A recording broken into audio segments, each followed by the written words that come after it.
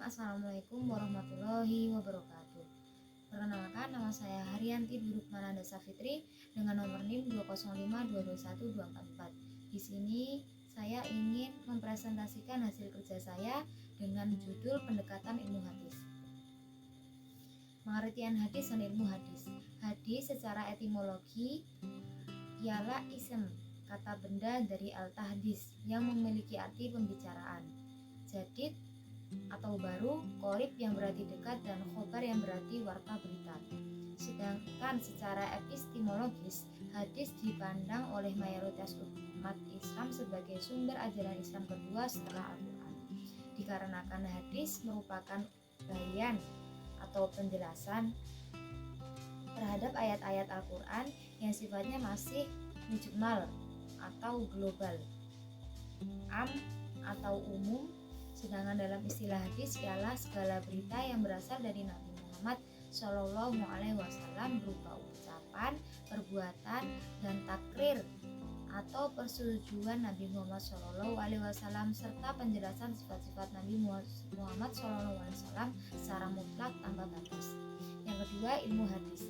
Ilmu hadis atau ulumul hadis secara kebahasaan merupakan ilmu tentang hadis yang merupakan kata ulum berupa jamak dari ilmu. Secara etimologis seperti yang diungkapkan oleh As-Suyuti, ilmu hadis adalah ilmu pengetahuan yang membicarakan cara-cara persambungan hadis sampai kepada Nabi Muhammad SAW dari segi hal ihwa dan riwayah yang didobitkan dan keadilannya, dan dari bersambung dan terputusnya sanad dan sebagainya. Secara garis besar, para ulama mengelompokkan ilmu hadis ke dalam dua bidang pokok, antara lain ilmu hadis riwayah dan ilmu hadis dirayah.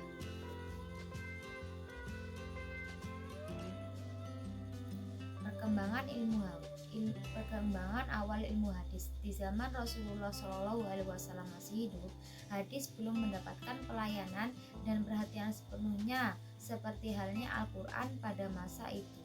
Para sahabat yang mempunyai tugas istimewa selalu mencurahkan tenaga dan waktunya untuk mengabdikan ayat-ayat Al-Quran. Kendati demikian, dapat mengancam generasi mendatang selama hadis belum diabadikan dalam tulisan. Pada masa Khalifah Khulafaur Rasyidin, khususnya pada Abu Bakar As-Siddiq dan Umar bin Khattab, periwayatan hadis sedikit agak lambat, dikarenakan periwayatan hadis dilakukan dengan cara ketat dan sangat hati-hati. Hal ini terlihat dari cara mereka menerima sebuah hadis. Pada abad ini, yaitu abad ke-4 sampai ke-7 Hijriah, adalah masa pemeliharaan, penerbitan, penambahan, dan penghimpunan hadis dan penyusunan kitab-kitab juga dengan cara metode berbeda-beda. Ada menyusun kitab berdasarkan klasifikasi hukum Islam atau abwabul fiqhiyah. Yang kedua, ada yang menyusun kitab hadis berdasarkan nama para sahabat Nabi. Metode ini disebut dengan musnad. Yang ketiga, ada yang menyusun kitab dengan metode penggabungan dan menghubungkan seluruh topik dalam agama, baik akidah, hukum, adab, dan tafsir lainnya.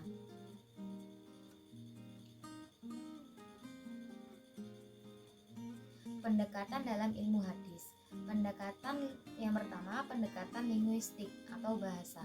Suatu pendekatan yang cenderung mengandalkan bahasa dalam memahami hadis Nabi Muhammad SAW. Salah satu kekhususan yang dimiliki hadis Nabi SAW adalah bahwa matan hadis memiliki bentuk yang beragam. Di antara bentuk matan tersebut yaitu jawamil al-kalami atau ungkapan yang singkat namun padat maknanya. Yang kedua, tamthil, perumpamaan, ramzi, bahasa simbolik, bahasa percakapan atau dialog, dan ungkapan analogi dan lain sebagainya. Yang kedua, pendekatan sosiologis adalah suatu keadaan sosial kemasyarakatan dan tempat serta waktu terjadinya kemungkinan utuhnya gambaran pemaknaan hadis yang disampaikan, di mana ada untuk tujuan apa diucapkan, sekiranya dipadukan secara harmoni dalam suatu pembahasan. Oleh karena itu, pendekatan ini dapat dimanfaatkan sehingga diperoleh hal-hal yang bermanfaat secara optimal dan hadis dapat disampaikan sehingga maksud hadis benar-benar jelas dan terhindar dari beberapa pemikiran yang menyimpang. Yang ketiga, pendekatan historis. Suatu peristiwa yang melatar belakangi munculnya suatu hadis atau asbab al-wurud al-hadis. Adanya asbab al-wurud al-hadis dapat mempermudah memahami kandungan suatu hadis. Dengan asbab al-wurud al-hadis dalam atau makna sangat membantu untuk memahami maksud suatu hadis.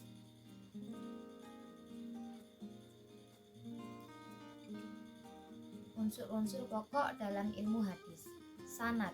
Yang pertama, sanad. Sanad menurut bahasa adalah sandaran, hubungan atau kerangka perkara yang dapat dipercaya dan rentetan rawi hadis sampai Nabi Muhammad SAW. Yang kedua, matan. Matan berawal dari kata matan yang berupa yang berarti keras, kuat, sesuatu yang nampak dan yang sangat asli. Menurut istilah, matan adalah suatu kalimat setelah berakhirnya sanad. Yang ketiga, rawi. Kata rawi dalam bahasa Arab berasal dari kata riwayah yang berarti memindahkan dan menukilkan, yakni memindahkan atau menukilkan suatu berita dari seorang kepada orang lain. Pembagian hadis yang pertama dari segi kuantitas jumlah periwayatan. Yang pertama hadis ahad dan yang kedua hadis mutawatir. Yang kedua dari segi kualitas sanad dan matan, hadis sahih, hadis hasan dan hadis dhaif. Dari segi kedudukan dan hujjah adalah hadis makbul dan hadis mardud. Mungkin ini sekian dari saya, kurang lebihnya saya mohon maaf. Syukron, jazakumullah khairan katsiran. Wassalamualaikum warahmatullahi wabarakatuh. Bismillahirrahmanirrahim. Assalamualaikum warahmatullahi wabarakatuh. Sebelumnya, perkenalkan, nama saya Widayanti, NIM 205221245, akan mempresentasikan hasil kerja saya, yaitu mengenai pendekatan ilmu hadis. Baik, untuk materi yang pertama yaitu mengenai pengertian hadis dan ilmu hadis. Untuk pengertian hadis yaitu, menurut At-Tibi, hadis merupakan sabda dan perbuatan yang dilakukan oleh Rasulullah dan sahabatnya. Sedangkan secara etimologi, hadis memiliki 3 makna, yaitu 1. Jadid atau baru, yang memiliki lawan kata hodim terdahulu. Dalam konteks ini yang dimaksud dengan hodim adalah Al-Quran, yang dimaksud dengan jadid adalah hadis. Makna yang kedua yaitu adalah horib. Kata ini memiliki arti dekat. Dan makna yang terakhir adalah habar, yang memiliki arti berita. Sedangkan pengertian ilmu hadis yaitu, secara terminologi, ilmu hadis adalah ilmu pengetahuan yang membahas mengenai persinambungan hadis sampai pada Rasulullah. Lanjut ke materi yang kedua yaitu mengenai sejarah perkembangan hadis. Perkembangan hadis mengalami 4 masa, yaitu masa Rasulullah, masa Khulafa al-Rasyidin, masa tabi'in, masa tabi al-tabi'in.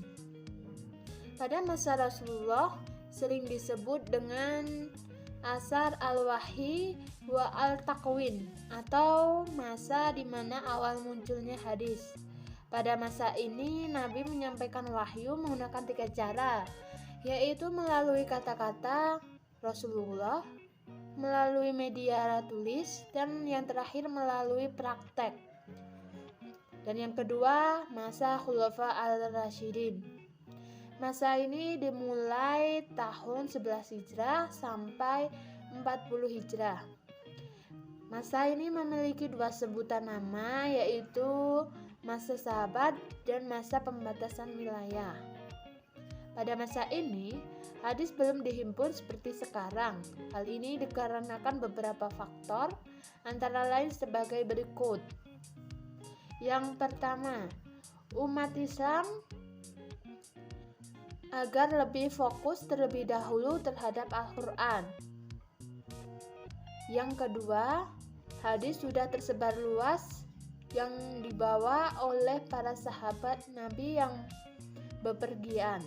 Dan yang ketiga, para sahabat masih mempersepsikan kesahihan hadis. Dan yang ketiga, masa tabi'in.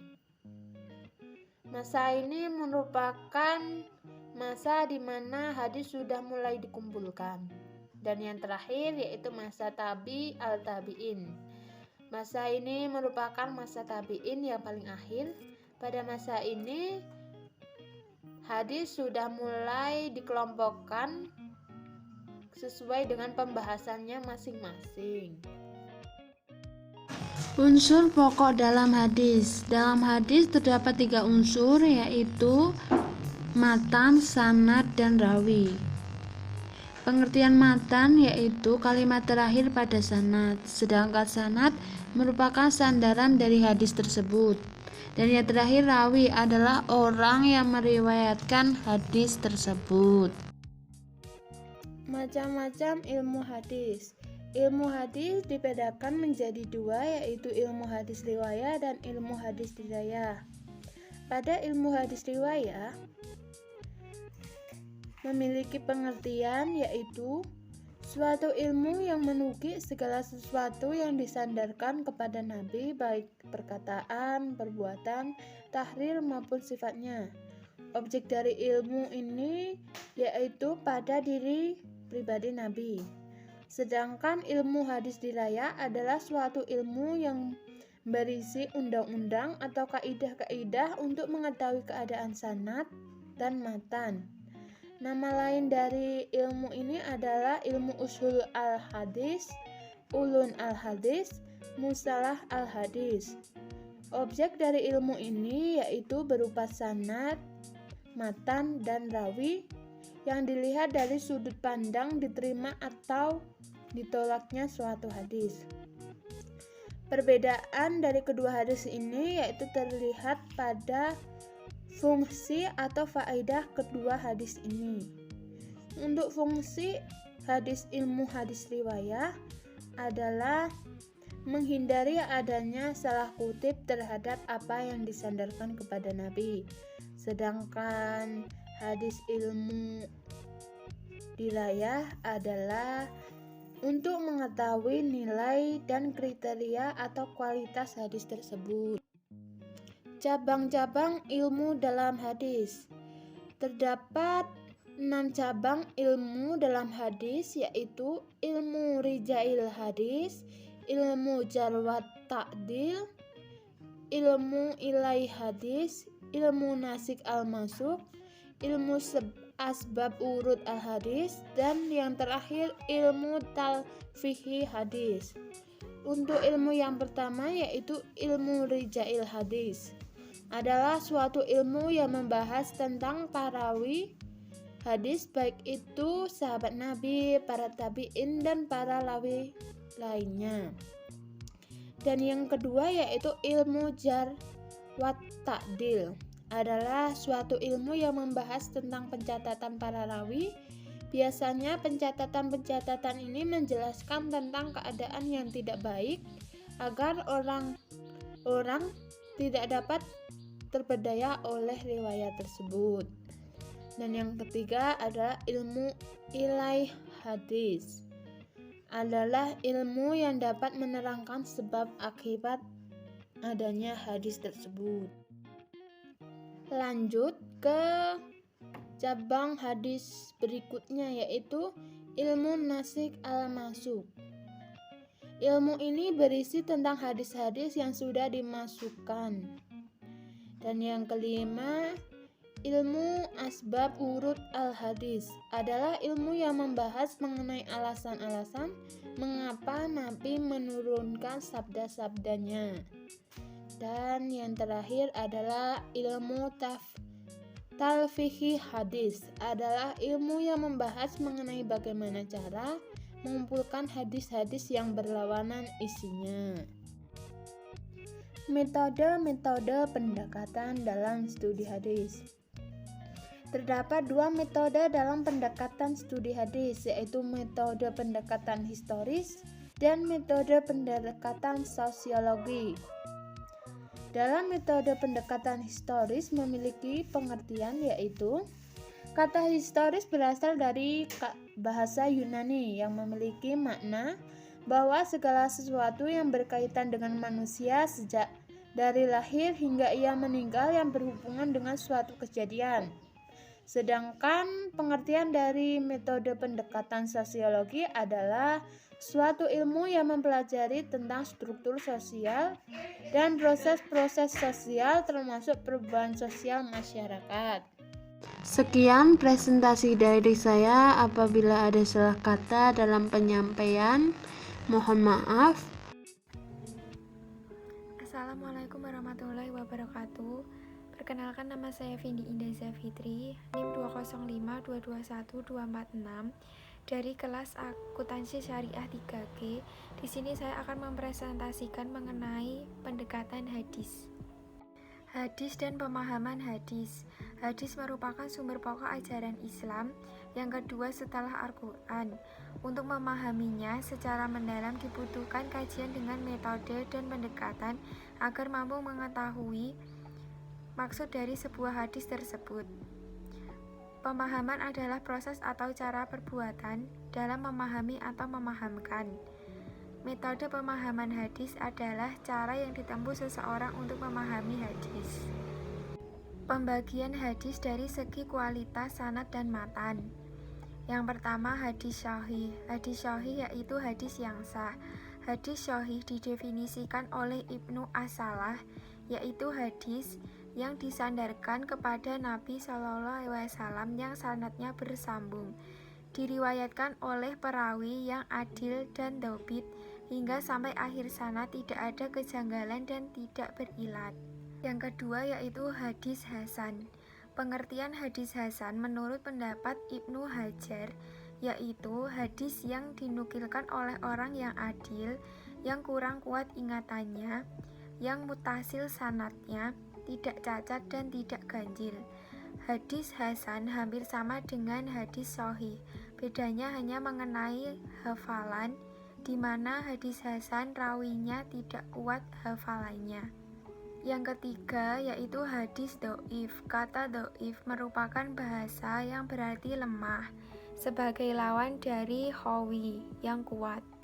Sebagai lawan dari kata sahih, kata dhaif secara bahasa berarti hadis yang lemah, yang sakit, atau yang tidak kuat. Unsur pokok hadis. Yang pertama, rawi. Rawi ialah orang yang menyampaikan atau menuliskan dalam suatu kitab apa yang pernah didengar dan diterima oleh seseorang atau gurunya. Yang kedua, matnul hadis atau matan hadis. Matan ialah isi dari teks hadis tersebut. Yang ketiga, sanad atau thorik. Dalam bidang ilmu hadis, sanad itu merupakan neraca untuk menimbang sahih dan dhaifnya suatu hadis. Perkembangan ilmu hadis. Yang pertama, masa Nabi Muhammad SAW telah ada dasar-dasar ilmu hadis. Yang kedua, masa sahabat timbul secara lisan, secara eksplisit. Yang ketiga, masa tabi'in telah timbul secara tertulis, tetapi belum terpisah dengan ilmu lain. Yang keempat, masa tabi'in ilmu hadis telah timbul secara terpisah dari ilmu-ilmu lain, tetapi belum menyatu. Yang kelima, masa setelah tabi'in yaitu abad keempat Hijriyah berdiri sendiri sebagai ilmu hadis. Prinsip-prinsip metodologi memahami hadis. Yang pertama, prinsip jangan terburu-buru menolak hadis yang dianggap bertentangan. Yang kedua, prinsip memahami hadis secara tematik. Yang ketiga, prinsip bertumbuh pada analisis kebahasaan. Yang keempat, prinsip membedakan antara ketentuan hadis yang bersifat legal formal dengan bersifat ideal formal. Yang kelima, prinsip bagaimana membedakan hadis yang bersifat lokal kultural, temporal, dan universal. Yang keenam, mengkaji dan meneliti hadis harus cermat, menangkap makna yang terkandung. Yang ketujuh, meneliti dengan sesama tentang kesahihan hadis. Yang ke-8, memastikan bahwa teks hadis tersebut tidak bertentangan dengan nas yang lebih kuat. Yang ke-9, menginterkoneksikan dengan teori-teori sains modern. Macam pendekatan hadis. Yang pertama, pendekatan linguistik atau bahasa. Dengan mengetahui kualitas hadis tertuju pada beberapa objek. Yang pertama, struktur bahasa. Yang kedua, kata-kata yang terdapat dalam matan hadis apakah menggunakan kata-kata yang lumrah digunakan dalam bahasa Arab pada masa Nabi Muhammad. Yang ketiga, matan hadis tersebut mestilah menggambarkan bahasa kenabian.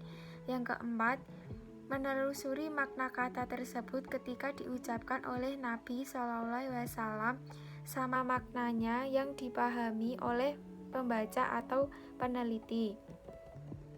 Yang kedua, pendekatan historis, yaitu pendekatan dengan mengetahui peristiwa yang melatar belakangi munculnya suatu hadis. Yang ketiga, pendekatan sosiologis. Pendekatan hadis dapat menggunakan pendekatan sosiohistoris, keadaan sosial kemasyarakatan dan tempat serta terjadinya memungkinkan utuhnya gambaran pemaknaan hadis yang disampaikan, di mana dan untuk tujuan apa ia diucapkan, sekiranya dipadukan secara harmoni dalam suatu pembahasan. Pendekatan kontekstual dalam memahami hadis Nabi SAW. Pendekatan kontekstual atas hadis Nabi SAW berarti memahami hadis berdasarkan kaitannya dengan peristiwa-peristiwa dan situasi ketika hadis diucapkan dan kepada siapa pula hadis itu ditujukan. Pendekatan hadis dengan metode pendekatan ilmiah. Cara pandang terhadap pemahaman hadis melalui pertimbangan-pertimbangan yang logis dan sistematis. Pendekatan hadis dengan metode pendekatan filosofis atau prinsip maslahah. Pendekatan filosofis adalah upaya untuk mencari inti, hakikat, dan hikmah dalam memahami sesuatu di balik formanya. Demikian presentasi yang dapat saya sampaikan. Apabila banyak kekurangan, mohon maaf. Wassalamualaikum warahmatullahi wabarakatuh.